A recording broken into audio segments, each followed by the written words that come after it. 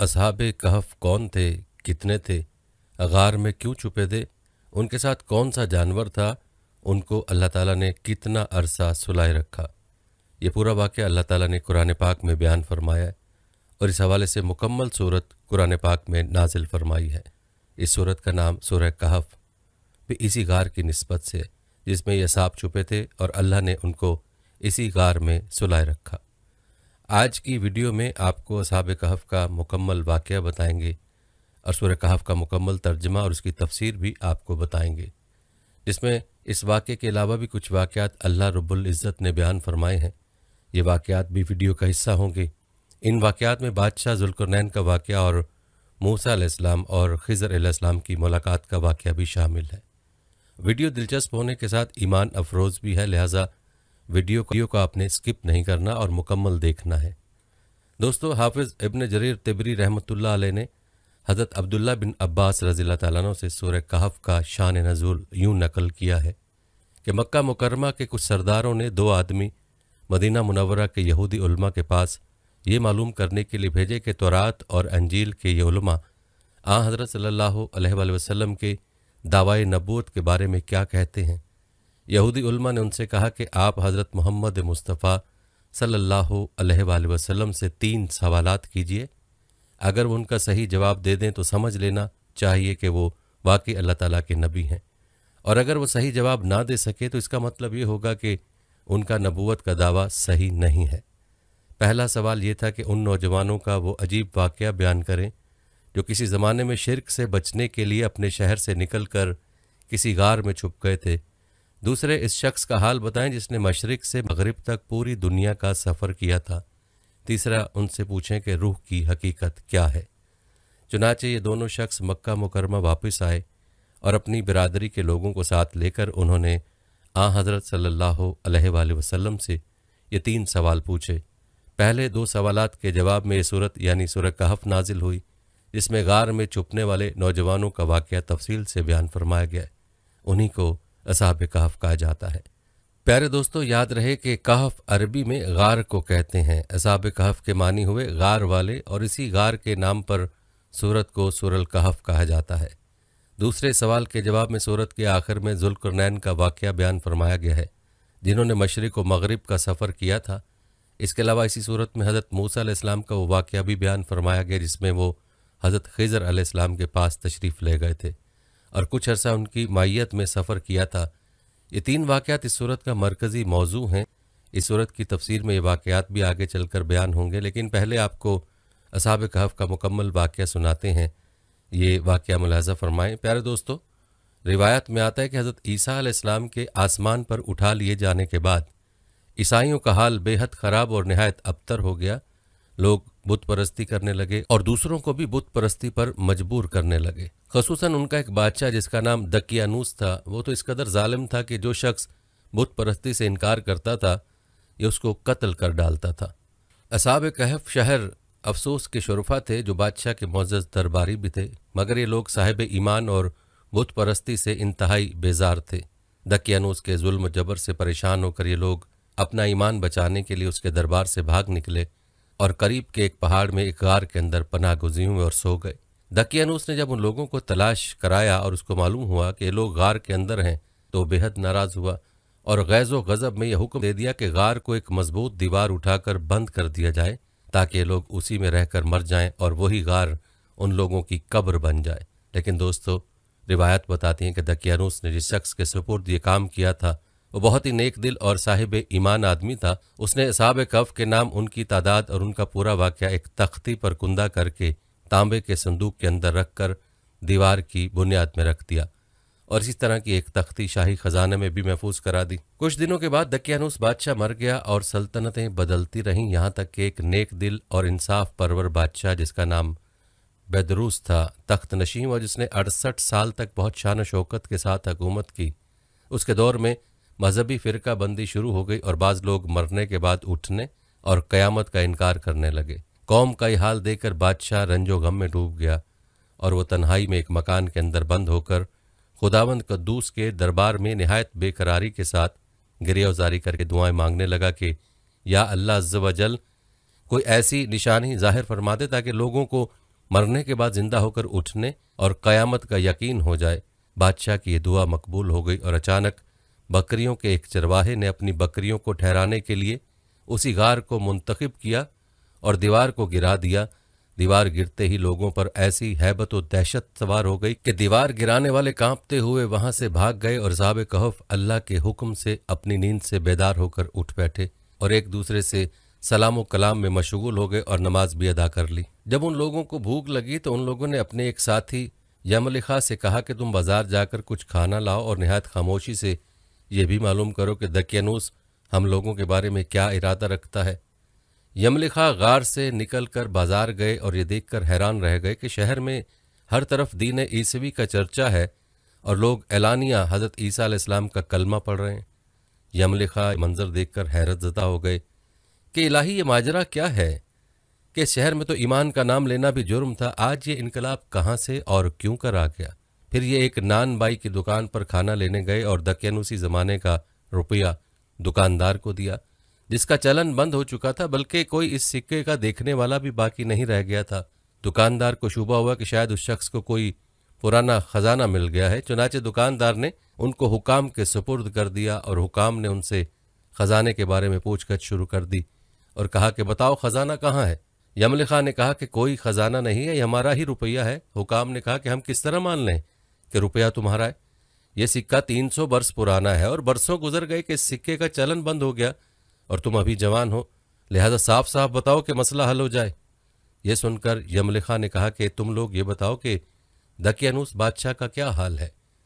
حکام نے کہا کہ آج روئے زمین پر اس نام کا کوئی بادشاہ نہیں ہے، ہاں سینکڑوں برس گزرے کہ اس نام کا ایک بے ایمان بادشاہ گزرا ہے جو بت پرست تھا۔ یملخا نے کہا کہ ابھی کل ہی تو ہم لوگ اس کے خوف سے اپنے ایمان اور جان کو بچا کر بھاگے ہیں۔ میرے ساتھی قریبی کے ایک غار میں موجود ہیں، تم لوگ میرے ساتھ چلو، میں تم لوگوں کو ان سے ملا دوں۔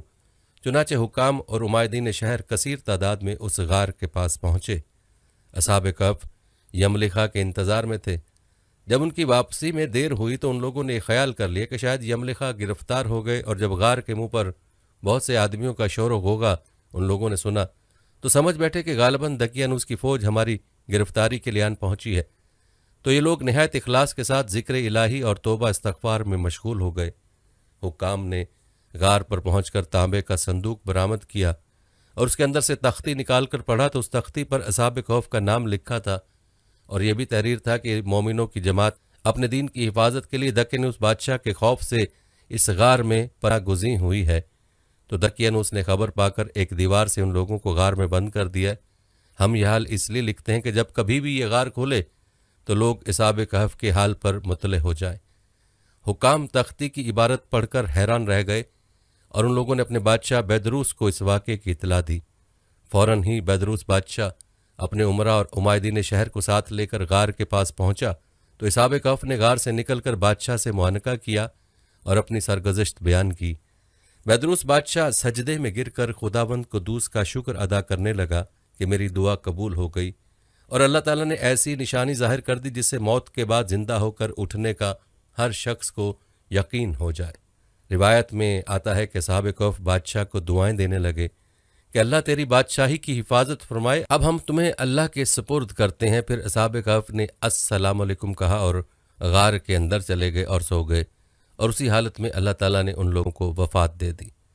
بادشاہ بیدروس نے سال کی لکڑی کا صندوق بنوا کر اصحاب کہف کی مقدس لاشوں کو اس میں رکھوایا، اور اللہ تعالیٰ نے اصحاب کہف کا ایسا رعب لوگوں کے دلوں میں پیدا کر دیا کہ کسی کی یہ مجال نہیں کہ غار کے منہ تک جا سکے۔ اس طرح اصحاب کہف کی لاشوں کی حفاظت کا اللہ تعالیٰ نے سامان کر دیا۔ پھر بیدروس بادشاہ نے غار کے منہ پر ایک مسجد بنوا دی اور سالانہ ایک دن مقرر کر دیا کہ تمام شہر والے اس دن عید کی طرح زیارت کے لیے آیا کریں۔ یاد رہے کہ یہ واقعہ تفسیر خازن کی جلد نمبر 3 سے آپ کی خدمت میں پیش کیا گیا ہے۔ پیارے دوستو، آپ نے اصحاب کہف کا عجیب اور دلچسپ واقعہ ملاحظہ کیا۔ جہاں تک بات ہے اصحاب کہف کی تعداد کی، تو روایت میں آتا ہے کہ تعداد میں جب لوگوں کا اختلاف ہوا تو یہ آیت نازل ہوئی، قل ربی اعلم بعدتہم ما یعلمہم الا قلیل۔ ترجمہ ہے، آپ صلی اللہ علیہ وآلہ وسلم فرما دیجئے میرا رب ان کی گنتی خوب جانتا ہے، انہیں نہیں جانتے مگر تھوڑے۔ اور روایت میں آتا ہے کہ حضرت عبداللہ بن عباس رضی اللہ عنہما نے فرمایا کہ میں انہی کم لوگوں میں سے ہوں جو اصحاب کہف کی تعداد کو جانتے ہیں۔ پھر آپ نے فرمایا کہ اصحاب کہف کی تعداد 7 ہے اور 8واں ان کا کتا ہے۔ رہی بات کہ اصحاب کہف کے ناموں کی، تو یاد رہے کہ ان کے ناموں میں بھی بہت اختلاف ہے۔ حضرت علی رضی اللہ تعالیٰ عنہ سے روایت ہے کہ ان کے نام یہ ہیں: یملخا، مکشلینا، مشلینا، مرنوش، دبرنوش، شازنوش اور ساواں چرواہا تھا جو ان لوگوں کے ساتھ ہو گیا تھا۔ حضرت علی رضی اللہ تعالیٰ عنہ نے اس کا ذکر نہیں فرمایا۔ ان لوگوں کے کتے کا نام قطمیر تھا اور ان لوگوں کے شہر کا نام افسوس تھا اور ظالم بادشاہ کا نام دکیانوس تھا۔ تفسیر ساوی میں لکھا ہے کہ صحاب کہف کے نام یہ ہیں: مکسلمینا، یملیخا، تونس، نینوس، ساریونس، زونوانس، فلسطیونس۔ یہ آخری چرواہے تھے جو راستے میں ساتھ ہو لیے تھے اور ان لوگوں کے کتے کا نام قطمیر تھا۔ پیارے دوستو، آپ نے اصحاب کہف کا واقعہ ملاحظہ فرمایا جو کہ اللہ رب العزت کی نشانیوں میں ایک عجیب ایمان افروز نشانی ہے۔ چلیے اب آپ کو اس سورت کا ترجمہ اور اس کی تفسیر بتاتے ہیں۔ اس سورت کی ابتدائی آیات میں اللہ تعالیٰ فرماتا ہے: تمام تعریفیں اللہ کی ہیں جس نے اپنے بندے پر کتاب نازل کی اور اس میں کسی قسم کی کوئی خاص خامی نہیں رکھی۔ ایک سیدھی سیدھی کتاب جو اس نے اس لیے نازل کی ہے کہ لوگوں کو اپنی طرف سے ایک سخت عذاب سے آگاہ کرے، اور جو مومن نیک عمل کرتے ہیں ان کو خوشخبری دے کہ ان کو بہترین اجر ملنے والا ہے جس میں وہ ہمیشہ ہمیشہ رہیں گے، اور تاکہ ان لوگوں کو متنبہ کرے جو یہ کہتے ہیں کہ اللہ نے کوئی بیٹا بنا رکھا ہے۔ اس بات کا کوئی علمی ثبوت نہ خود ان کے پاس ہے، نہ ان کے باپ دادوں کے پاس تھا۔ بڑی سنگین بات ہے جو ان کے منہ سے نکل رہی ہے۔ جو کچھ وہ کہہ رہے ہیں وہ جھوٹ کے سوا کچھ نہیں۔ اب اے پیغمبر، اگر لوگ قرآن کی اس بات پر ایمان نہ لائیں تو ایسا لگتا ہے جیسے تم افسوس کر کر کے ان کے پیچھے اپنی جان کو گھلا بیٹھو گے۔ یقین جانو کہ روئے زمین پر اتنی چیزیں ہیں، ہم نے انہیں زمین کی سجاوٹ کا ذریعہ اس لیے بنایا ہے تاکہ لوگوں کو آزمائے کہ ان میں کون زیادہ اچھا عمل کرتا ہے۔ مذکورہ آیات کی تفسیر یہ ہے کہ حضرت صلی اللہ علیہ وآلہ وسلم کو مشرکین کے کفر اور مخالف طرز عمل سے سخت صدمہ ہوتا تھا۔ ان آیات میں آپ صلی اللہ علیہ وآلہ وسلم کو تسلی دی گئی کہ یہ دنیا تو لوگوں کے امتحان کے لیے بنائی گئی ہے تاکہ یہ دیکھا جائے کہ کون ہے جو دنیا کی سجاوٹ میں محو ہو کر اللہ تعالیٰ کو بھول جاتا ہے، اور کون ہے جو اس کو اللہ تعالیٰ کے احکام کے مطابق استعمال کر کے اپنے لیے آخرت کا ذخیرہ بناتا ہے۔ اور جب یہ امتحان گاہ ہے تو اس میں لوگ بھی ہوں گے جو امتحان میں کامیاب ہوں گے اور وہ بھی جو ناکام ہوں گے۔ لہٰذا اگر یہ لوگ کفر و شرک کا ارتکاب کر کے امتحان میں ناکام ہو رہے ہیں تو اس میں نہ کوئی تعجب کی بات ہے اور نہ اس پر آپ کو اتنا افسوس کرنا چاہیے کہ آپ اپنی جان کو گھلا بیٹھیں۔ اگلی آیت میں ارشاد ہے: اور یہ بھی یقین رکھو کہ روئے زمین پر جو کچھ ہے ایک دن ہم اسے ایک اسپاٹ میدان بنا دیں گے۔ یعنی جتنی چیزوں سے یہ زمین سجی ہے اور بارونق نظر آتی ہے، ایک دن وہ سب فنا ہو جائیں گے، نہ کوئی عمارت باقی رہے گی، نہ پہاڑ اور درخت، بلکہ وہ چٹیل اور اسپاٹ میدان میں تبدیل ہو جائے گی۔ اس وقت یہ حقیقت واضح ہوگی کہ دنیا کی ظاہری خوبصورتی بڑی ناپائیدار تھی، اور یہی وہ وقت ہوگا جب آپ کے ساتھ ضد اور دشمنی کا معاملہ کرنے والے اپنے برے انجام کو پہنچیں گے۔ لہٰذا اگر ان لوگوں کو دنیا میں ڈھیل دی جا رہی ہے تو اس کا یہ مطلب نہیں کہ انہیں بدعملی کے باوجود آزاد چھوڑ دیا گیا۔ لہٰذا نہ آپ کو زیادہ رنجیدہ ہونے کی ضرورت ہے اور نہ ان کے انجام پر فکر مند ہونے کی۔ آپ کا کام ہے تبلیغ، بس اسی میں اپنے آپ کو مصروف رکھیے۔ اگلی آیت میں ارشاد ہے: کیا تمہارا یہ خیال ہے کہ غار اور رقیم والے لوگ ہماری نشانیوں میں سے کچھ زیادہ عجیب چیز تھے؟ ان حضرات کے واقعے کا خلاصہ قرآن کریم کے بیان کے مطابق یہ ہے کہ یہ کچھ نوجوان تھے جو ایک مشرک بادشاہ کے عہد حکومت میں توحید کے قائل تھے۔ بادشاہ نے ان کو توحید پر ایمان رکھنے کی بنا پر پریشان کیا تو یہ حضرات شہر سے نکل کر ایک غار میں چھپ گئے۔ وہاں اللہ تعالیٰ نے ان پر گہری نیند طاری فرما دی اور یہ 309 سال تک اسی غار میں پڑے سوتے رہے۔ اللہ تعالیٰ نے اس نیند کے دوران اپنی قدرت کاملہ سے ان کی زندگی کو بھی سلامت رکھا اور ان کے جسم بھی گلنے سڑنے سے محفوظ رہے۔ 309 سال بعد ان کی آنکھ کھولی تو انہیں اندازہ نہیں تھا کہ وہ اتنی لمبی مدت تک سوتے رہے ہیں۔ لہذا ان کو بھوک محسوس ہوئی تو اپنے میں سے ایک صاحب کو کچھ کھانا خرید کر لانے کے لیے شہر بھیجا۔ مکمل واقعہ آپ ملاحظہ کر چکے ہیں۔ البتہ آپ کو بتاتے چلیں کہ عیسائیوں کے یہاں یہ واقعہ 7 سونے والوں کے نام سے مشہور ہے، 7 سلیپرز۔ معروف مورخ ایڈورڈ گبن نے یہ واقعہ اپنی مشہور کتاب زوال و سقوط سلطنت روم میں بیان کیا ہے کہ وہ ظالم بادشاہ ڈوسیس تھا جو حضرت عیسیٰ علیہ السلام کے پیرووں پر ظلم ڈھانے میں بہت مشہور ہے، اور یہ واقعہ ترکی کے شہر افسس میں پیش آیا تھا जिस बादशाह के ज़माने में हज़रत बेदार हुए, गबन के बयान के मुताबिक वो थियोडोसिस था। मुसलमान मौरखीन और मुफस्सिरीन ने भी उससे मिलती जुलती तफसीलात बयान फरमाई हैं और जालिम बादशाह का नाम दकियानूस जिक्र किया है। हमारे दौर के बाज़ मुहक्किकीन का कहना है कि यह वाक़या उर्दन के शहर ओमान के करीब पेश आया था, जहाँ एक गार में कुछ लाशें अब तक मौजूद हैं, लेकिन उनमें से कोई बात भी इतनी मुस्तनद नहीं है कि उस पर भरोसा किया जा सके। याद रहे कि कुरान करीम का असलूब यह है कि वो किसी वाक़े की उतनी ही तफसील बयान फरमाता है जो फ़ायदा मंद हो। इससे ज़्यादा तफसीलात में पढ़ने की कुछ ज़रूरत नहीं है। तारीख़ व तफसीर में जो वाक़या सनद के साथ बयान हुआ है वो आप सुन चुके हैं। प्यारे दोस्तों, मज़कूरा आयत में उन असहाब को रकीम वाले कहा गया है। तो दोस्तों, इन हज़रात को असहाब कहफ यानी गार वाले कहने की वजह तो ज़ाहिर है कि उन्होंने गार में पनाह ली थी, लेकिन उनको रकीम वाले क्यों कहते हैं, इसके बारे में मुफस्सरीन की राय मुख्तलिफ हैं। बाज़ हज़रात का कहना यह है कि रकीम उस गार के नीचे वाली वादी का नाम है। बाज़ कहते हैं कि रकीम तख्ती पर लिखे हुए कतबे को कहते हैं और उन हज़रात के इंतकाल के बाद उनके नाम एक तख्ती पर कतबे की सूरत में लिखवा दिए गए थे, इसलिए इनको असाबुल रकीम भी कहा जाता है। तीसरे बाज़ हज़रात का ख्याल है कि उस पहाड़ का नाम है जिस पर वो गार वाक़े है। वल्लाहु अलम।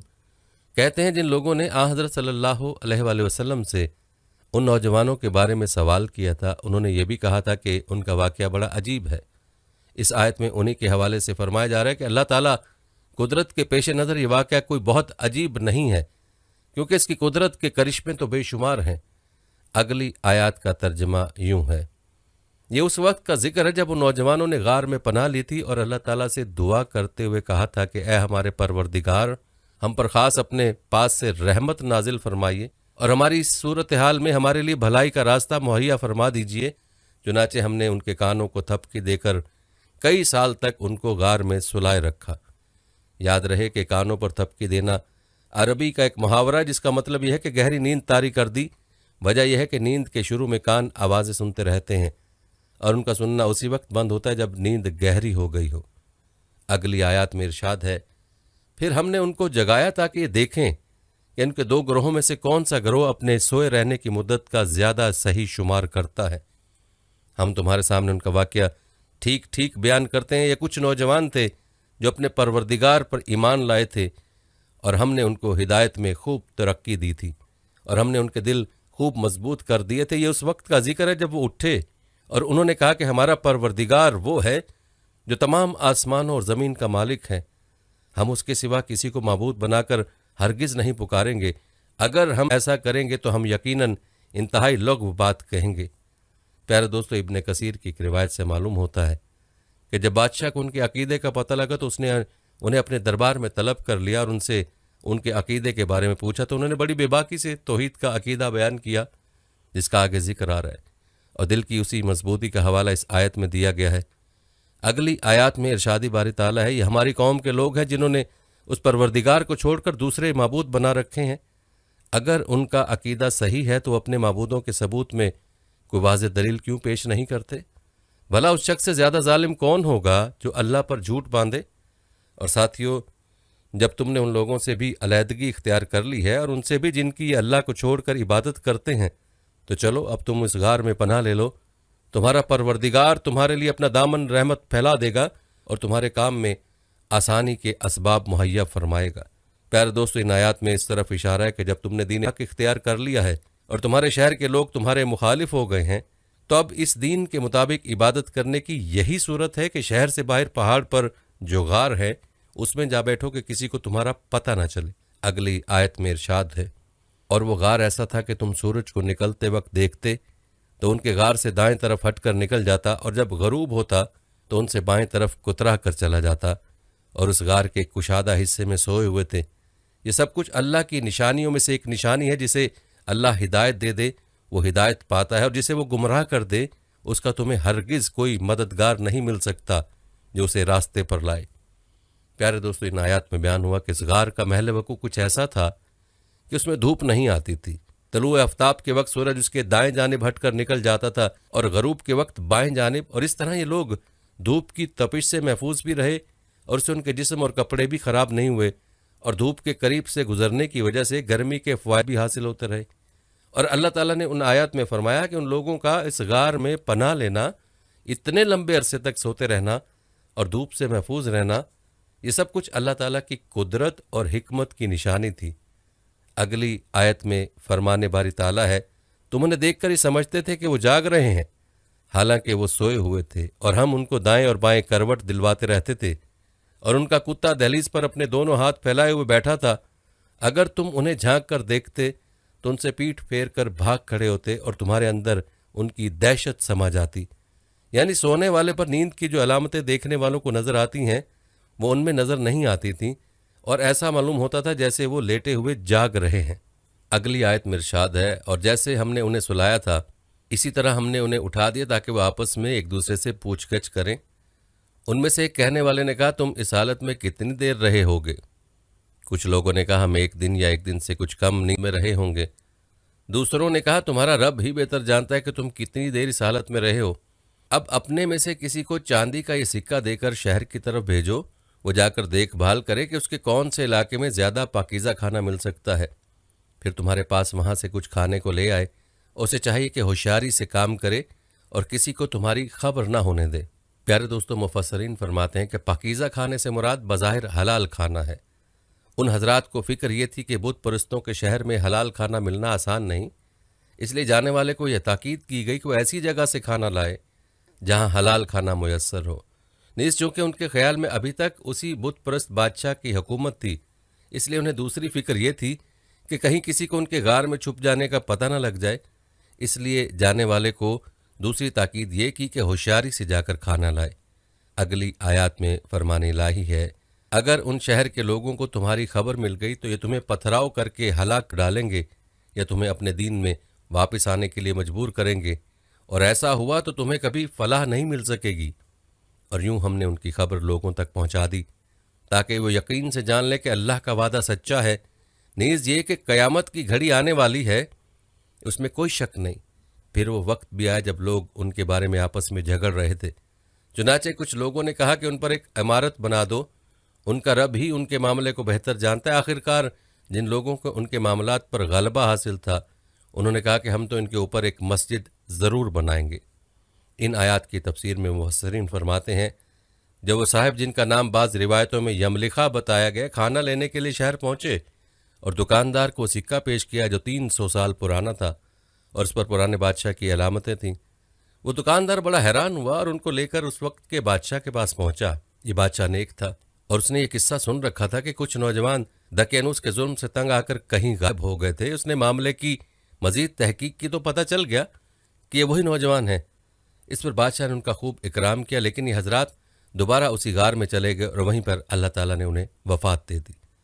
یاد رہے کہ اصحاب کہف کا اتنی لمبی مدت تک سوتے رہنا اور پھر زندہ جاگ اٹھنا اللہ تعالیٰ کی قدرت کاملہ کی واضح دلیل تھی، اور اس واقعے کو دیکھ کر ہر شخص بآسانی اس نتیجے تک پہنچ سکتا تھا کہ جو ذات اتنے عرصے تک سونے کے بعد ان نوجوانوں کو زندہ اٹھا سکتی ہے، یقیناً وہ اس بات پر بھی قادر ہے کہ تمام انسانوں کو مرنے کے بعد دوبارہ زندہ کر دے۔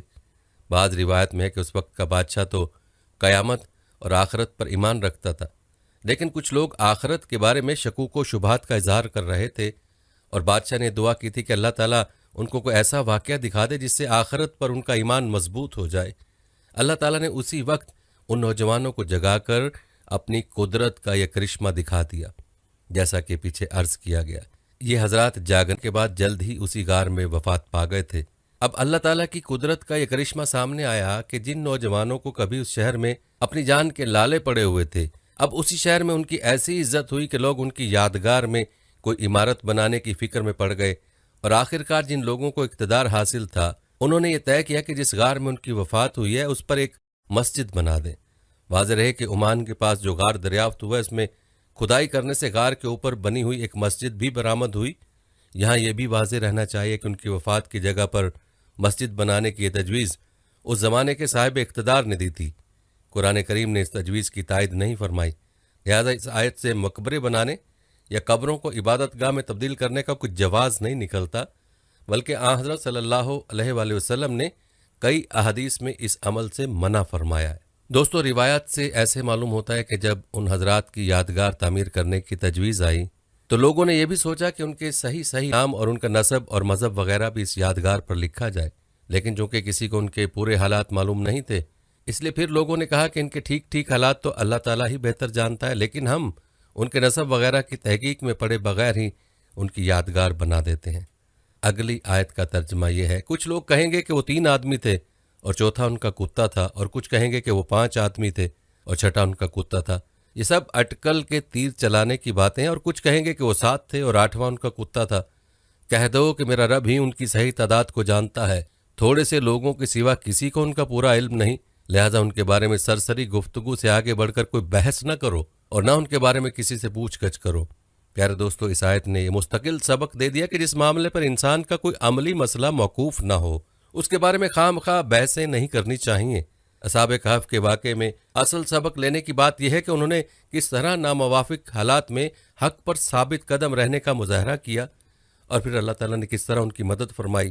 رہا یہ سوال کہ ان کی صحیح تعداد کیا تھی، یہ کوئی ایسا مسئلہ نہیں ہے جس پر بحث کا بازار گرم کیا جائے، لہٰذا اس میں الجھنے کی بجائے یہ ہدایت دی گئی ہے کہ اگر وہ اس معاملے میں بحث کرنا بھی چاہے تو اسے سرسری گفتگو کر کے ٹال دو اور اپنا وقت ضائع نہ کرو۔ اگلی 2 آیات میں فرمان الہی ہے، اور اے پیغمبر کسی بھی کام کے بارے میں کبھی یہ نہ کہو کہ میں یہ کام کل کر لوں گا، ہاں یہ کہو کہ اللہ چاہے گا تو کر لوں گا، اور جب کبھی بھول جاؤ تو اپنے رب کو یاد کر لو اور کہو مجھے امید ہے کہ میرا رب کسی ایسی بات کی طرف رہنمائی کر دے جو ہدایت میں اس سے بھی زیادہ قریب ہو۔ ان آیات کی تفسیر میں فرمایا کہ جب حضرت صلی اللہ علیہ وآلہ وسلم سے اصحاب کہف اور ذوالقرنین کے بارے میں سوال کیا گیا تھا، اس وقت آپ صلی اللہ علیہ وآلہ وسلم نے سوال کرنے والوں سے ایک طرح کا وعدہ کر لیا تھا کہ میں اس سوال کا جواب کل دوں گا۔ اس وقت آپ صلی اللہ علیہ وآلہ وسلم انشاءاللہ کہنا بھول گئے تھے، اور آپ صلی اللہ علیہ وآلہ وسلم کو یہ امید تھی کہ کل تک وحی کے ذریعے آپ کو ان واقعات سے باخبر کر دیا جائے گا۔ اس واقعے کی طرف اشارہ کرتے ہوئے اللہ تعالیٰ نے یہ مستقل ہدایت فرما دی کہ کسی بھی مسلمان کو آئندہ کے بارے میں کوئی بات انشاءاللہ کہے بغیر نہیں کہنی چاہیے۔ بعض روایت سے معلوم ہوتا ہے کہ اس معاملے میں چونکہ آپ صلی اللہ علیہ وآلہ وسلم نے انشاءاللہ نہیں فرمایا تھا، اس لیے اگلے روز وحی نہیں آئی، بلکہ کئی روز کے بعد وحی آئی اور اس میں ہدایت بھی دی گئی۔ پیارے دوستو، اگلی 2 آیات میں اللہ تعالیٰ نے فرمایا، اور وہ صحاب کہف اپنے غار میں 300 سال اور مزید 9 سال سوتے رہے۔ اگر کوئی اس میں بحث کرے تو کہہ دو کہ اللہ ہی بہتر جانتا ہے کہ وہ کتنی مدت سوتے رہے۔ آسمانوں اور زمین کے سارے بھید اسی کے علم میں ہیں، وہ کتنا دیکھنے والا اور کتنا سننے والا ہے، اس کے سوا ان کا کوئی رکھوالا نہیں ہے، اور وہ اپنی حکومت میں کسی کو شریک نہیں کرتا۔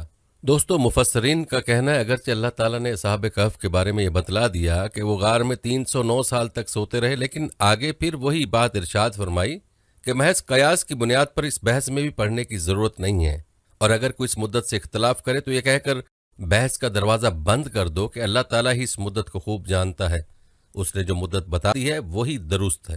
اگلی آیت کا ترجمہ ہے، اور اے پیغمبر تم پر تمہارے پروردگار کی طرف سے وحی کے ذریعے جو کتاب بھیجی گئی ہے اسے پڑھ کر سناؤ، کوئی نہیں ہے جو اس کی باتوں کو بدل سکے، اور اسے چھوڑ کر تمہیں ہرگز پناہ کی جگہ نہیں مل سکتی۔ اس آیت کی تفسیر میں فرمایا کہ حضرت صلی اللہ علیہ وآلہ وسلم سے یہ خطاب در حقیقت ان کافروں کو سنانے کے لیے جو آپ صلی اللہ علیہ وآلہ وسلم سے یہ مطالبہ کیا کرتے تھے کہ آپ اس قرآن میں ہماری خواہش اور عقیدے کے مطابق تبدیلیاں کر لیں تو ہم آپ صلی اللہ علیہ وآلہ وسلم کو ماننے کے لیے تیار ہیں۔ ان کا یہ مطالبہ سورہ یونس میں گزر چکا ہے۔ یہاں فرمایا جا رہا ہے کہ اللہ تعالیٰ کے کلام میں تبدیلی کرنے کا کسی کو اختیار نہیں، اور اگر کوئی ایسا کرے تو اسے اللہ تعالیٰ کے عذاب سے بچنے کے لیے کوئی پناہ گاہ میسر نہیں آ سکتی۔ اگلی آیات میں فرمایا، اور اپنے آپ کو استقامت سے ان لوگوں کے ساتھ رکھو جو صبح و شام اپنے رب کو اسی لیے پکارتے ہیں کہ وہ اس کی خوشنودی کے طلبگار ہیں، اور تمہاری آنکھیں دنیاوی زندگی کی خوبصورتی کی تلاش میں ایسے لوگوں سے ہٹنے نہ پائیں، اور کسی ایسے شخص کا کہنا نہ مانو جس کے دل کو ہم نے اپنی یاد سے غافل کر رکھا ہے اور جو اپنی خواہشات کے پیچھے پڑا ہوا ہے اور جس کا معاملہ حد سے گزر چکا ہے۔ اس آیت کی تفسیر میں آتا ہے کہ بعض کفار کا مطالبہ یہی تھا کہ جو غریب اور کم حیثیت لوگ حضرت صلی اللہ علیہ وآلہ وسلم کے ساتھ رہتے ہیں، اگر آپ انہیں اپنے پاس سے ہٹا دیں تو ہم آپ کی بات سننے کو تیار ہوں گے۔ موجودہ حالت میں ہم ان غریبوں کے ساتھ بیٹھ کر آپ کی کوئی بات نہیں سن سکتے۔ یہ آیت اس مطالبے کو رد کر کے حضرت صلی اللہ علیہ وآلہ وسلم کو ہدایت دے رہی ہے کہ آپ اس مطالبے کو نہ مانیں اور اپنے غریب صحابہ کی رفاقت نہ چھوڑیں، اور اس ضمن میں ان غریب صحابہ کرام کی فضیلت اور ان کے مقابلے میں ان مالدار کافروں کی برائی بیان فرمائی گئی ہے۔ پیارے دوستو، اگلی آیت میں فرمان باری تعالیٰ ہے، اور کہہ دو کہ حق تو تمہارے رب کی طرف سے آ چکا ہے، اب جو چاہے ایمان لے آؤ اور جو چاہے کفر اختیار کرے، ہم نے بے شک ایسے ظالموں کے لیے آگ تیار کر رکھی ہے جس کی کناتیں ان کو گھیرے میں لے لیں گی، اور اگر وہ فریاد کریں گے تو ان کی فریاد کا جواب ایسے پانی سے دیا جائے گا جو تیل کی تلچھٹ جیسا ہوگا اور چہروں کو بھون کر رکھ دے گا۔ کیسا بدترین پانی اور کیسی بری آرام گاہ۔ ان آیات کی تفسیر یہ ہے کہ حق کے واضح ہو جانے کے بعد دنیا میں کسی کو ایمان لانے پر زبردستی مجبور نہیں کیا جا سکتا، البتہ جو شخص ایمان نہیں لائے گا اس کو آخرت میں بے شک ایک خوفناک عذاب کا سامنا کرنا پڑے گا۔ البتہ جو لوگ ایمان لائے اور انہوں نے نیک عمل کیے تو یقیناً ہم ایسے لوگوں کے اجر کو ضائع نہیں کرتے جو اچھی طرح عمل کریں۔ یہ وہ لوگ ہیں جن کے لیے ہمیشہ رہنے والے باغات ہیں، ان کے نیچے سے نہریں بہتی ہوں گی، ان کو وہاں سونے کے کنگنوں سے مزین کیا جائے گا، وہ اونچی مسندوں پر تکیہ لگائے ہوئے باریک اور دبیز ریشم کے سبز کپڑے پہنے ہوں گے۔ کتنا بہترین اجر اور کیسی حسین آرام گاہ۔ اور اے پیغمبر، ان لوگوں کے سامنے ان دو آدمیوں کی مثال پیش کرو جن میں سے ایک کو ہم نے انگوروں کے 2 باغ دے رکھے تھے اور ان کو کھجور کے درختوں سے گھیرا ہوا تھا اور ان دونوں باغوں کے درمیان کھیتی لگائی ہوئی تھی۔ پیارے دوستو، گزشتہ آیات میں کافر سرداروں کے اس تکبر کی طرف اشارہ کیا گیا جس کی وجہ سے وہ غریب مسلمانوں کے ساتھ بیٹھنا بھی پسند نہیں کرتے تھے۔ اب اللہ تعالیٰ ایک ایسا واقعہ بیان فرما رہے ہیں جس سے یہ واضح ہو جاتا ہے کہ مال و دولت کی زیادتی کوئی ایسی چیز نہیں ہے جس پر کوئی شخص اترائے۔ اگر اللہ تعالیٰ کے ساتھ رشتہ مضبوط نہ ہو تو بڑے بڑے مالدار لوگ انجام کے طور پر ہاتھ ملتے رہ جاتے ہیں، اور اللہ تعالیٰ کے ساتھ معاملہ صحیح ہو تو غریب لوگ ان سے کہیں آگے نکل جاتے ہیں۔ جن 2 آدمیوں کا یہاں ذکر فرمایا گیا ان کی کوئی تفصیل کسی مستند مرفوع روایت میں موجود نہیں ہے، البتہ بعض مفسرین نے کچھ روایتوں کی بنیاد پر یہ کہا ہے کہ یہ بنی اسرائیل میں سے تھے اور انہیں اپنے باپ سے وراثت میں بڑی دولت ہاتھ آئی تھی۔ ان میں سے ایک نے کافر ہو کر اسی دولت سے دل لگا لیا اور دوسرے نے اپنی دولت کو اللہ تعالیٰ کے راستے میں خرچ کیا، اس کی وجہ سے اس کی دولت پہلے شخص کے مقابلے میں گنتی میں کم رہ گئی، لیکن آخر کار کافر شخص کی دولت پر آفت آ گئی اور اسے حسرت کے سوا کچھ حاصل نہیں ہوا۔ دوستو، اگلی آیت میں اللہ رب العزت نے فرمایا دونوں باغ پورا پورا پھل دیتے تھے اور کوئی باغ پھل دینے میں کوئی کمی نہیں چھوڑتا تھا، اور ان دونوں کے درمیان ہم نے ایک نہر جاری کر دی تھی، اور اس شخص کو خوب دولت حاصل ہوئی تو اپنے ساتھی سے باتیں کرتے ہوئے کہنے لگا کہ میرا مال بھی تم سے زیادہ ہے اور میرا جتھ بھی تم سے زیادہ مضبوط ہے، اور وہ اپنی جان پر ستم ڈھاتا ہوا اپنے باغ میں داخل ہوگا، کہنے لگا میں نہیں سمجھتا کہ باغ کبھی بھی تباہ ہوگا، اور میرا خیال ہے کہ قیامت کبھی نہیں آئے گی، اور کبھی مجھے اپنے رب کے پاس واپس بھیجا بھی گیا تب بھی مجھے یقین ہے کہ مجھے اس سے بھی اچھی جگہ ملے گی۔ اس کے ساتھ ہی اس سے باتیں کرتے ہوئے کہا کیا تم اس ذات کے ساتھ کفر کا معاملہ کر رہے ہو جس نے تمہیں مٹی سے اور پھر نطفے سے پیدا کیا، پھر تمہیں ایک بھلا چنگا انسان بنا دیا؟ جہاں تک میرا تعلق ہے میں تو یہ عقیدہ رکھتا ہوں کہ اللہ میرا پروردگار ہے اور میں اپنے پروردگار کے ساتھ کسی کو شریک نہیں مانتا۔ اور جب تم اپنے باغ میں داخل ہو رہے اس وقت تم نے یہ کیوں نہیں کہا کہ ماشاء اللہ قوت الا باللہ، جو اللہ چاہتا ہے وہی ہوتا ہے، اللہ کی توفیق کے بغیر کسی میں کوئی طاقت نہیں۔ اگر تمہیں یہ نظر آ رہا ہے کہ میری دولت اور اولاد تم سے کم ہے تو میرے رب سے کچھ بعید نہیں ہے کہ وہ مجھے تمہارے باغ سے بہتر چیز عطا فرما دے اور تمہارے اس باغ پر کوئی آسمانی آفت بھیج دے جس سے وہ چکنے میدان میں تبدیل ہو کر رہ جائے، یا اس کا پانی زمین میں اتر جائے، پھر تم اسے تلاش بھی نہ کر سکو۔ اور پھر ہوا یہ کہ اس کی ساری دولت عذاب کے گھیرے میں آ گئی، اور صبح ہوئی تو اس حالت میں کہ اس نے باغ پر جو کچھ خرچ کیا تھا وہ اس پر ہاتھ ملتا رہ گیا، جبکہ اس کا باغ گرا پڑا تھا، اور وہ کہہ رہا تھا کاش میں نے اپنے رب کے ساتھ کسی کو شریک نہ مانا ہوتا، اور اسے کوئی ایسا جتھ میسر نہ ہے جو اللہ کو چھوڑ کر اس کی مدد کرتا، اور نہ وہ خود اس قابل تھا کہ اپنا دفاع کر سکے۔ ایسے موقع پر آدمی کو پتہ چلتا ہے کہ مدد کا سارا اختیار سچے اللہ کو حاصل ہے، وہی ہے جو بہتر ثواب دیتا اور بہتر انجام دکھاتا ہے۔ اور ان لوگوں سے دنیاوی زندگی کی یہ مثال بھی بیان کر دو کہ وہ ایسی ہے جیسے ہم نے آسمان سے پانی برسایا تو اس سے زمین کا سبزہ خوب گھنا ہو گیا، پھر وہ ایسا ریزہ ریزہ ہوا کہ اسے ہوائیں اڑا لے جاتی ہیں، اور اللہ ہر چیز پر مکمل قدرت رکھتا ہے۔ پیارے دوستو، ان آیات میں 2 بھائیوں کا واقعہ بیان ہوا اور آخر میں انسان پر یہ بات واضح فرمائی کہ جس طرح یہ سبزہ ناپائیدار ہے کہ شروع میں اس کی خوب بہار نظر آتی ہے لیکن آخر کار وہ چورا چورا ہو کر ہوا میں بکھر جاتا ہے، اسی طرح دنیاوی زندگی بھی شروع میں بڑی خوبصورت اور بارونق معلوم ہوتی ہے لیکن انجام کار اس کا یہ ہے کہ وہ فنا ہو جانے والی ہے۔ اگلی آیت میں فرمان باری تعالیٰ ہے مال اور اولاد دنیاوی زندگی کی زینت ہے اور جو نیکیاں پائیدار رہنے والی ہیں وہ تمہارے رب کے نزدیک ثواب کے اعتبار سے بھی بہتر ہیں اور امید وابستہ کرنے کے لیے بھی بہتر۔ اس آیت کی تفسیر میں فرمایا کہ دنیا کے مال و اسباب سے امیدیں لگا کر بیٹھو تو ایک وقت وہ دھوکہ دے جاتی ہیں، لیکن نیک اعمال جو اللہ تعالیٰ کی خوشنودی کے لیے کی جائیں ان سے ثواب کی جو امیدیں وابستہ کی جاتی ہیں وہ پوری ہوتی ہیں۔ اگلی آیت میں فرمایا اور اس دن کا دھیان رکھو جس دن ہم پہاڑوں کو چلائیں گے اور تم زمین کو دیکھو گے کہ وہ کھلی پڑی ہے اور ہم ان سب کو گھیر کر اکٹھا کر دیں گے اور ان میں سے کسی ایک کو بھی نہیں چھوڑیں گے۔ پیارے دوستو، قرآن کریم کی آیات کو سامنے رکھنے سے پتہ چلتا ہے کہ قیامت کے موقع پر پہاڑوں کو پہلے اپنی جگہ سے ہٹا کر چلایا جائے گا، پھر ان کو پیس کر غبار کی طرح ہوا میں اڑا دیا جائے گا۔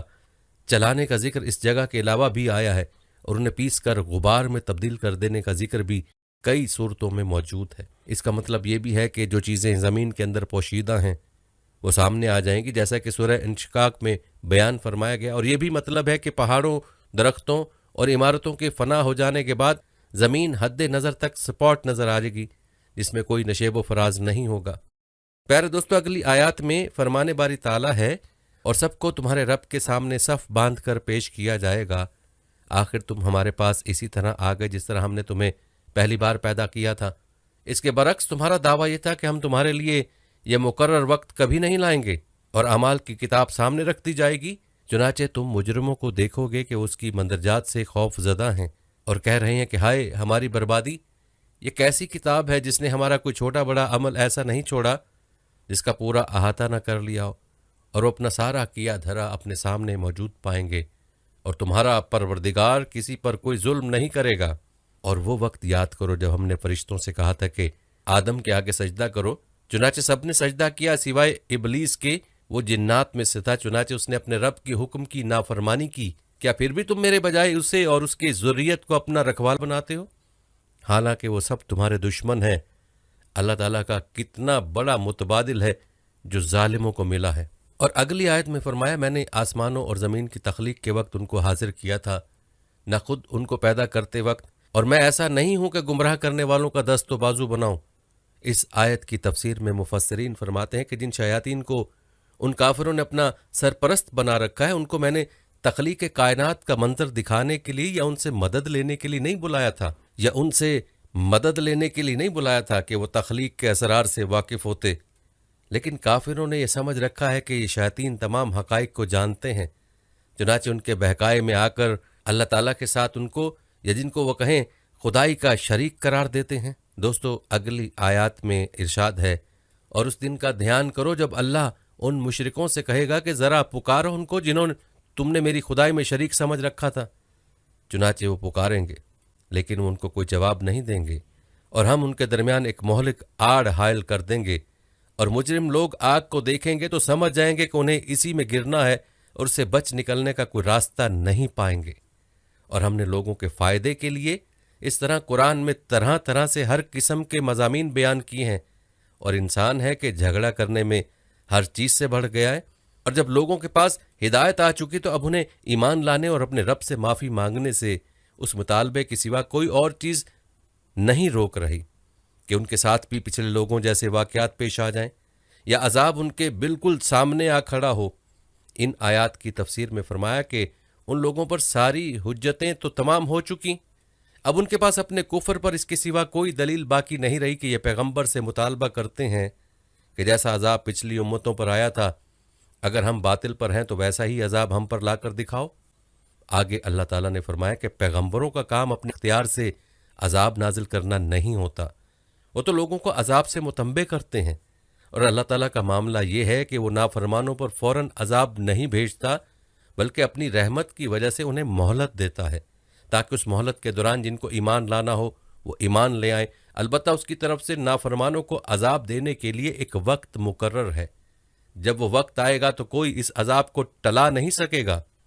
اگلی آیات میں فرمان الہی ہے اور ہم پیغمبروں کو صرف اس لیے بھیجتے ہیں کہ وہ مومنوں کو خوشخبری دیں اور کافروں کو عذاب سے متنبہ کریں، اور جن لوگوں نے کفر اپنا لیا ہے وہ باطل کا سہارا لے کر جھگڑا کرتے ہیں تاکہ اس کے ذریعے حق کو ڈگمگا دیں، اور انہوں نے میری آیتوں کو اور انہیں جو تنبیہ کی گئی تھی اس کا مذاق بنا رکھا ہے۔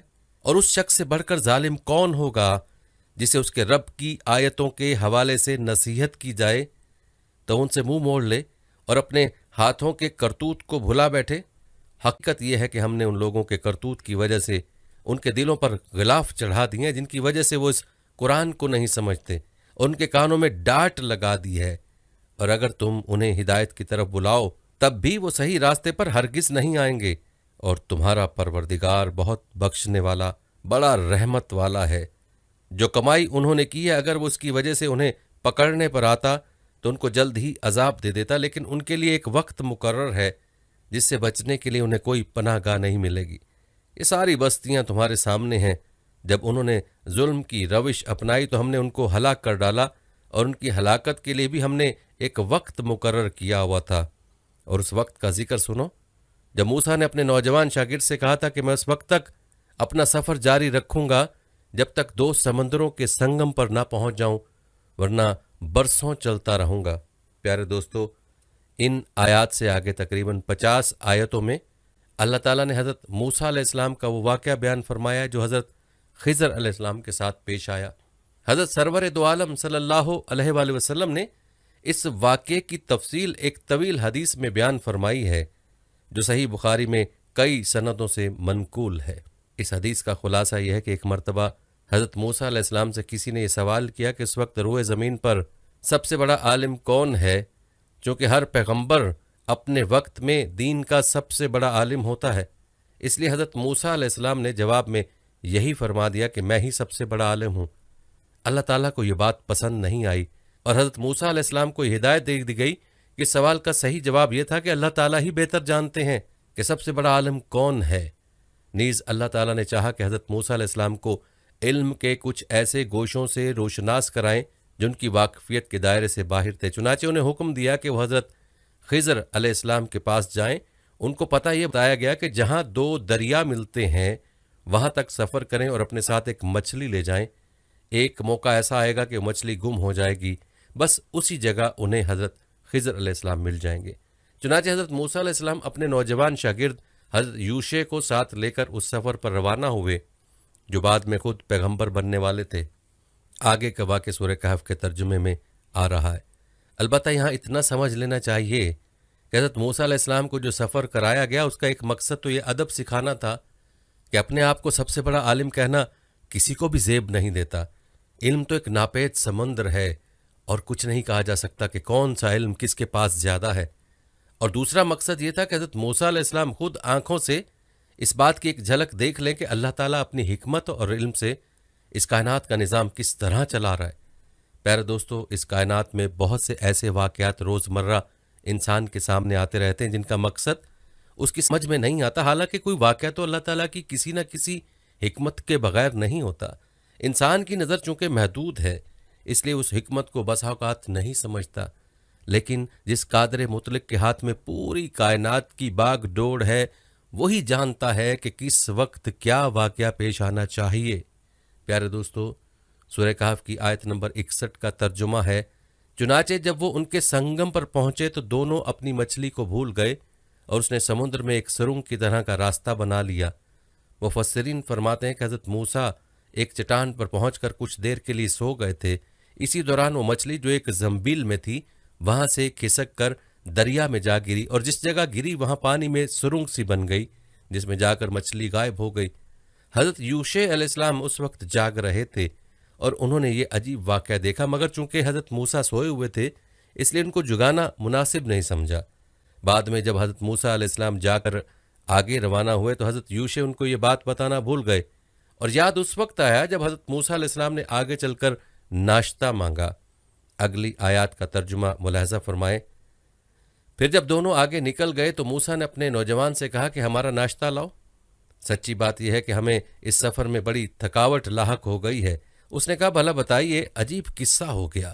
جب ہم اس چٹان پر ٹھہرے تھے تو میں مچھلی کا آپ سے ذکر کرنا بھول گیا، اور شیطان کے سوا کوئی نہیں ہے جس نے مجھے اس کا تذکرہ کرنا بھلایا ہو، اور اس مچھلی نے تو بڑے عجیب طریقے پر دریا میں اپنی راہ لے لی تھی۔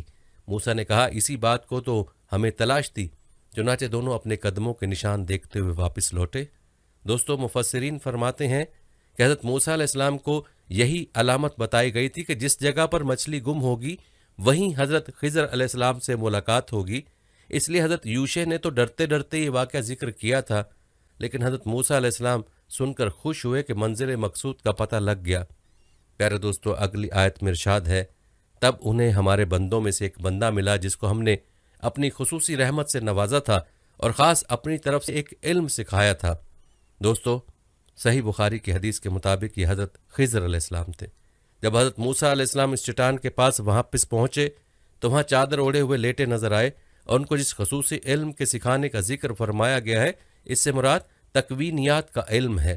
اگلی آیات میں فرمانے باری تعالیٰ ہے، موسیٰ نے ان سے کہا، کیا میں آپ کے ساتھ اس غرض سے رہ سکتا ہوں کہ آپ کو بھلائی کا جو علم عطا ہوا ہے اس کا کچھ حصہ مجھے بھی سکھا دیں؟ انہوں نے کہا، مجھے یقین ہے کہ آپ میرے ساتھ رہنے پر صبر نہیں کر سکیں گے، اور جن باتوں کی آپ کو پوری واقفیت نہیں ہے ان پر آپ صبر کر بھی کیسے سکتے ہیں؟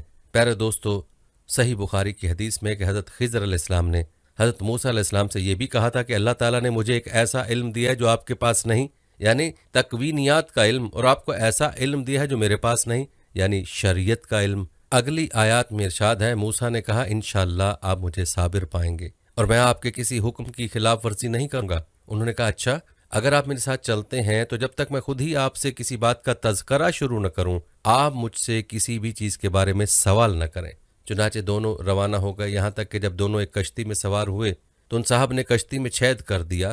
موسیٰ بولے، ارے کیا آپ نے اس میں چھید کر دیا تاکہ سارے کشتی والوں کو ڈبو ڈالیں؟ یہ تو آپ نے بڑا خوفناک کام کیا۔ پیارے دوستو، صحیح بخاری کی روایت میں ہے کہ انہوں نے کشتی کا ایک تختہ نکال کر اس میں سوراخ کر دیا تھا۔ اگلی آیات میں ارشاد ہے، انہوں نے یعنی خضر علیہ السلام نے کہا، کیا میں نے کہا نہیں تھا کہ آپ میرے ساتھ رہ کر صبر نہیں کر سکیں گے؟ موسیٰ نے کہا، مجھ سے جو بھول ہو گئی اس پر میری گرفت نہ کیجیے اور میرے کام کو زیادہ مشکل نہ بنائیے۔ وہ دونوں پھر روانہ ہو گئے، یہاں تک کہ ان کے ملاقات ایک لڑکے سے ہوئی تو ان صاحب نے اسے قتل کر ڈالا۔ موسیٰ بول اٹھے، ارے کیا آپ نے ایک پاکیزہ جان کو ہلاک کر دیا جبکہ اس نے کسی کی جان نہیں لی تھی جس کا بدلہ اس سے لیا جائے؟ یہ تو آپ نے بہت ہی برا کام کیا۔ پیارے دوستو، مذکورہ حدیث میں ہے کہ وہ لڑکا دوسرے بچوں کے ساتھ کھیل رہا تھا، حضرت خضر علیہ السلام نے اس کا سر دھڑ سے الگ کر دیا۔ اگلی آیات کا ترجمہ ہے، انہوں نے یعنی حضرت خضر علیہ السلام نے کہا، کیا میں نے آپ سے نہیں کہا تھا کہ آپ میرے ساتھ رہنے پر صبر نہیں کر سکیں گے؟ موسیٰ بولے، اگر اب میں آپ سے کوئی بات پوچھوں تو آپ مجھے اپنے ساتھ نہ رکھیے، یقیناً آپ میری طرف سے عذر کی حد کو پہنچ گئے ہیں۔ چنانچہ وہ دونوں پھر روانہ ہو گئے، یہاں تک کہ جب ایک بستی والوں کے پاس پہنچے تو اس کے باشندوں سے کھانا مانگا تو ان لوگوں نے ان کی مہمانی کرنے سے انکار کر دیا۔ پھر انہیں وہاں ایک دیوار ملی جو گرنے کے قریب تھی، ان صاحب نے اسے کھڑا کر دیا۔ موسیٰ نے کہا، اگر آپ چاہتے تو اس کام پر کچھ اجرت لے لیتے۔ دوستو، مفسرین فرماتے ہیں کہ مطلب یہ ہے کہ بستی والوں نے مہمانی سے تو انکار کر دیا تھا، لیکن اس دیوار کی مرمت پر ان سے جائز اجرت وصول کی جا سکتی تھی، جس سے ہمارے کھانے کا بھی انتظام ہو سکتا تھا۔ اگلی آیات میں ارشاد باری تعالیٰ ہے، انہوں نے یعنی خضر علیہ السلام نے کہا، لیجئے، میرے اور آپ کے درمیان جدائی کا وقت آ گیا، اب میں آپ کو ان باتوں کا مقصد بتائے دیتا ہوں جن پر آپ سے صبر نہیں ہو سکا۔ جہاں تک کشتی کا تعلق ہے، وہ کچھ غریب آدمیوں کی تھی جو دریا میں مزدوری کرتے تھے۔ میں نے چاہا کہ اس میں کوئی عیب پیدا کر دوں، کیونکہ ان کے آگے ایک بادشاہ تھا جو ہر اچھی کشتی کو زبردستی چھین کر رکھ لیا کرتا تھا، اور لڑکے کا معاملہ یہ تھا کہ اس کے ماں باپ مومن تھے، اور ہم اس بات کا اندیشہ تھا کہ یہ لڑکا ان دونوں کو سرکشی اور کفر میں نہ پھنسا دے۔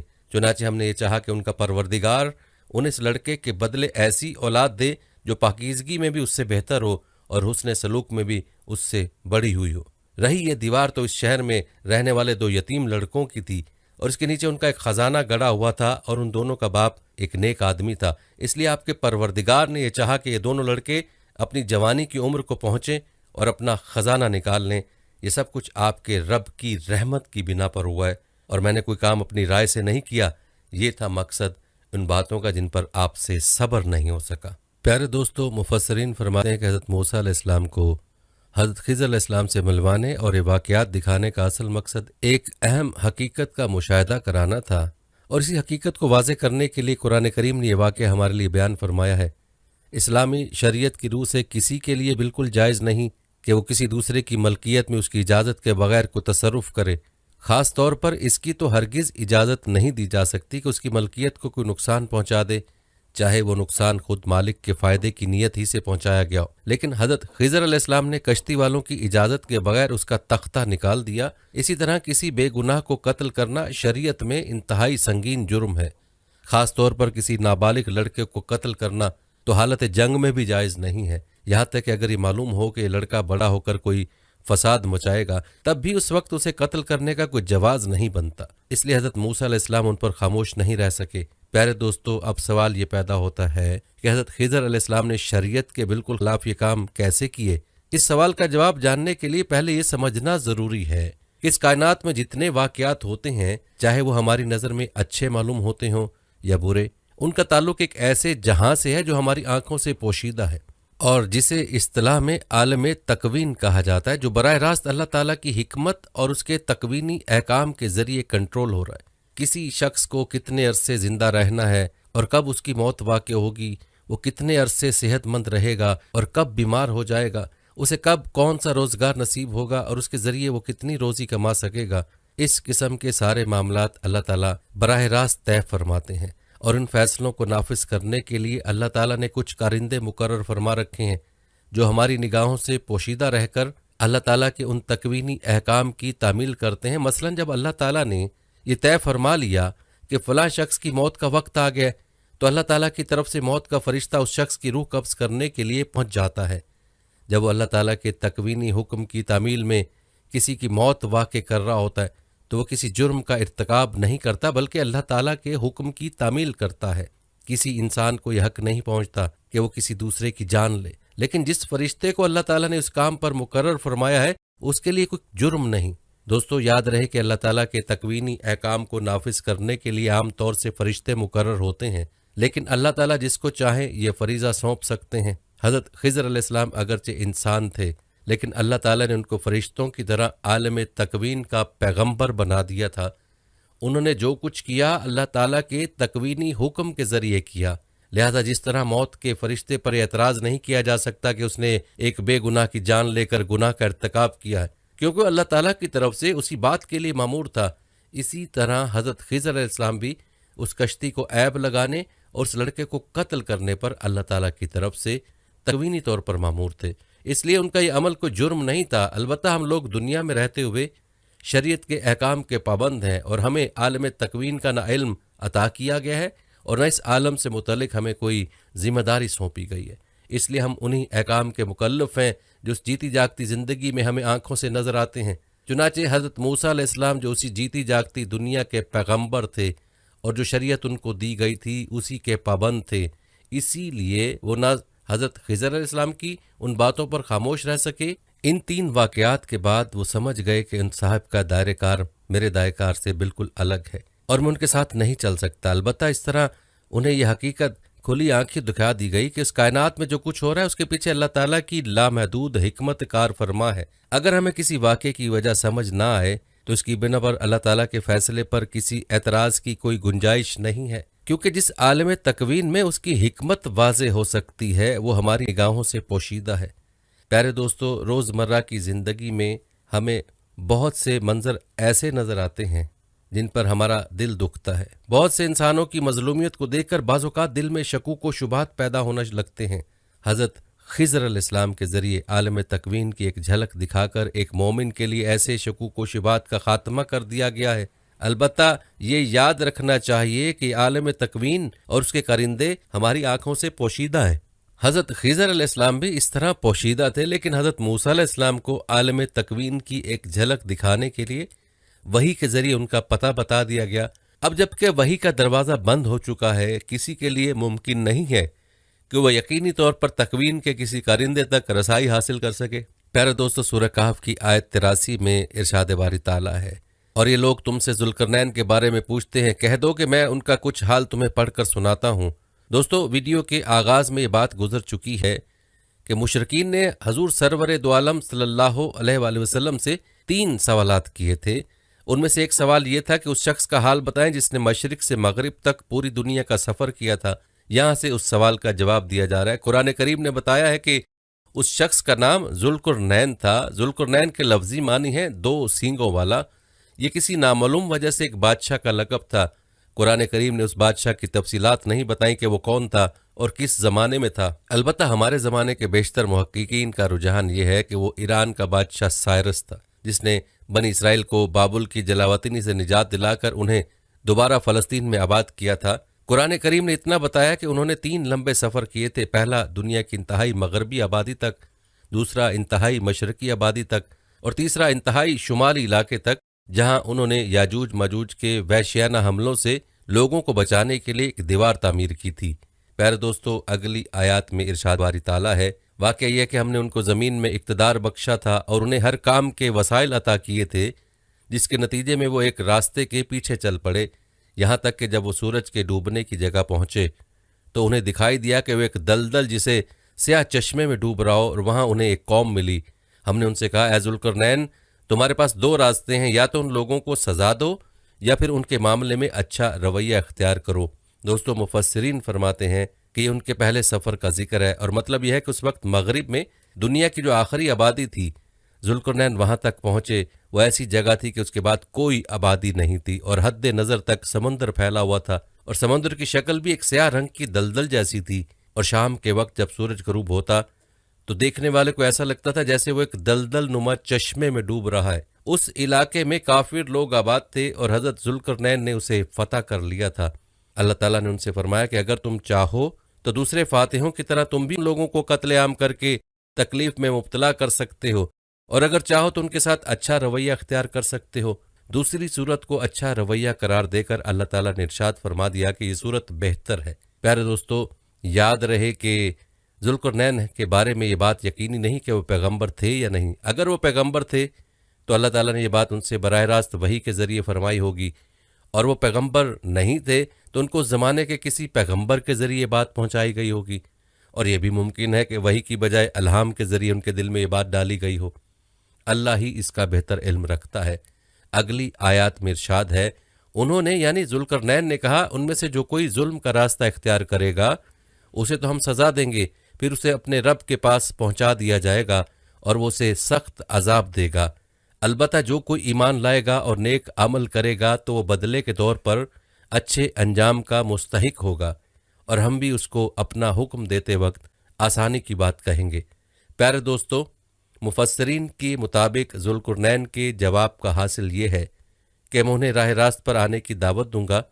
जो लोग इस दावत को कबूल न करके जुल्म का इर्तिकाब करेंगे उन्हें तो मैं सज़ा दूंगा, और जो लोग दावत कबूल करके ईमान अमल साले इख्तियार कर लेंगे और उनके साथ मैं आसानी का मामला करूंगा।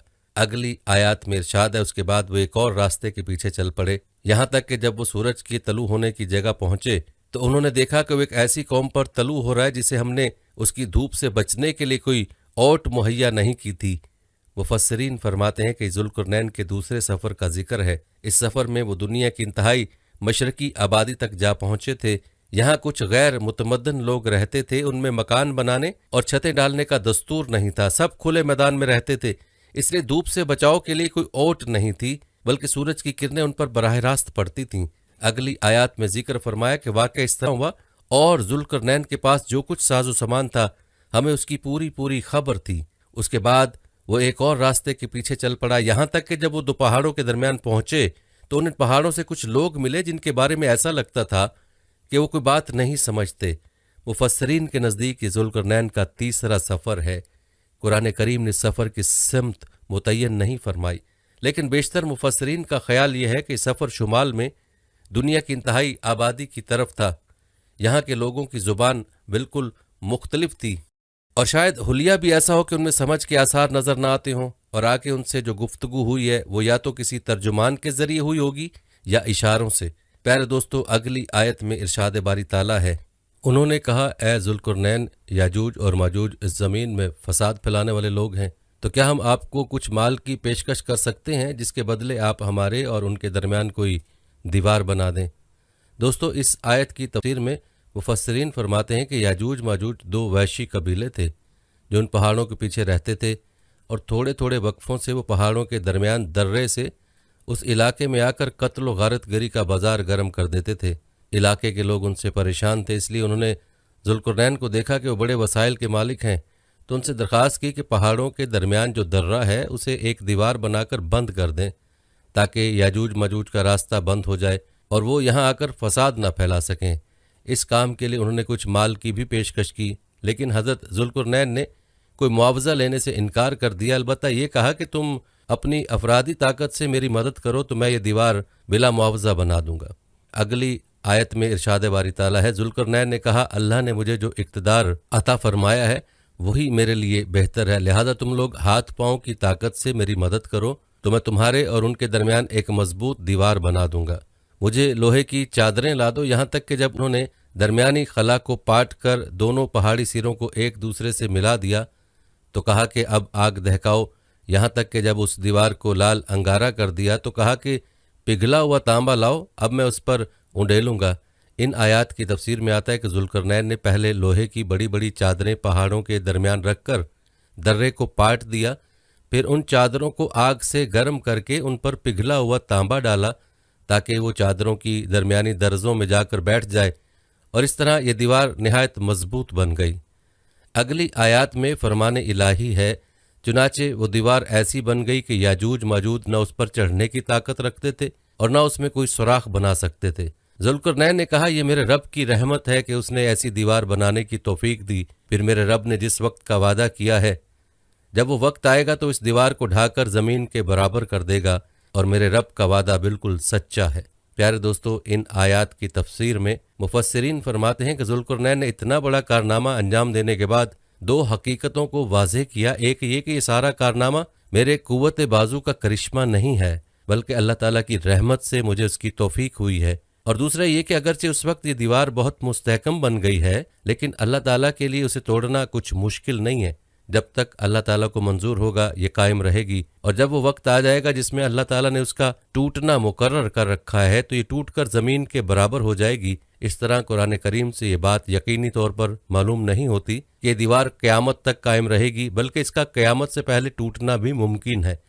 چنانچہ بعض محققین نے یہ خیال ظاہر کیا کہ یہ دیوار روس کے علاقے داغستان میں دربند کے مقام پر بنائی گئی تھی اور اب وہ ٹوٹ چکی ہے۔ یاجوج ماجوج کے مختلف ریلے تاریخ کے مختلف زمانوں میں متمدن آبادیوں پر حملہ آور ہوتے رہے ہیں، اور پھر وہ ان متمدن علاقوں میں پہنچ کر خود بھی متمدن ہوتے رہے ہیں، البتہ ان کا آخری ریلا قیامت کے کچھ پہلے نکلے گا۔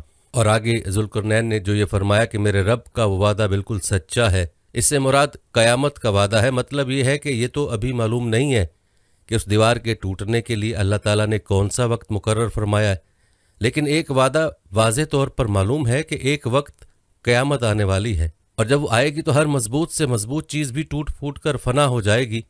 ذوالقرنین نے اس پر قیامت کا جو حوالہ دیا اس کی مناسبت سے اللہ تعالیٰ نے آگے قیامت کے کچھ حالات بیان فرمائے ہیں، جیسا کہ اگلی آیت میں ارشاد ہے، اور اس دن ہم ان کی یہ حالت کر دیں گے کہ وہ موجوں کی طرح ایک دوسرے سے ٹکرا رہے ہوں گے، اور سور پھونکا جائے گا تو ہم سب کو ایک ساتھ جمع کر لیں گے۔ مفسرین فرماتے ہیں کہ اس سے مراد یاجوج ماجوج کا وہ ریلا بھی ہو سکتا ہے جو قیامت کے قریب نکلے گا، اور مطلب یہ ہے کہ جب وہ قیامت کے قریب نکلیں گے تو ایک غیر منظم بھیڑ کی شکل میں آئیں گے اور موجوں کی طرح ایک دوسرے سے ٹکرا رہے ہوں گے، اور یہ بھی ممکن ہے کہ یہ قیامت کے وقت عام لوگوں کی بدحواسی کا بیان ہو کہ قیامت کے ہولناک مناظر دیکھ کر لوگ بدحواسی میں ایک دوسرے سے ٹکرا رہے ہوں گے۔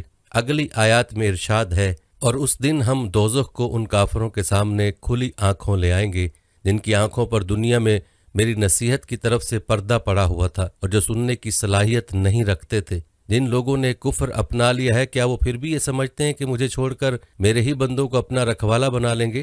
یقین رکھو کہ ہم نے ایسے کافروں کی مہمانی کے لیے دوزخ تیار کر رکھی ہے۔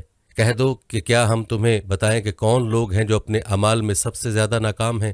یہ وہ لوگ ہیں کہ دنیاوی زندگی میں ان کی ساری دوڑ دھوپ سیدھے راستے سے بھٹکی رہی اور وہ سمجھتے رہے کہ وہ بہت اچھا کام کر رہے ہیں۔ پیارے دوستو، مفسرین فرماتے ہیں کہ اس آیت کریمہ نے یہ بڑی حقیقت واضح فرمائی ہے کہ کسی عمل کے مقبول ہونے کے لیے صرف خلوص نیت کافی نہیں ہے بلکہ راستے کا سیدھا ہونا بھی ضروری ہے۔ بہت سے کافر خلوص کے ساتھ ایک کام کو اچھا سمجھ کر کرتے ہیں، لیکن چونکہ وہ کام انہوں نے خود اپنی طرف سے گھڑا ہوتا ہے، اللہ تعالیٰ یا اس کے بھیجے ہوئے پیغمبروں کی طرف اس کام کی کوئی سند نہیں ہوتی، اس لیے ساری محنت بیکار ہو کر رہ جاتی ہے۔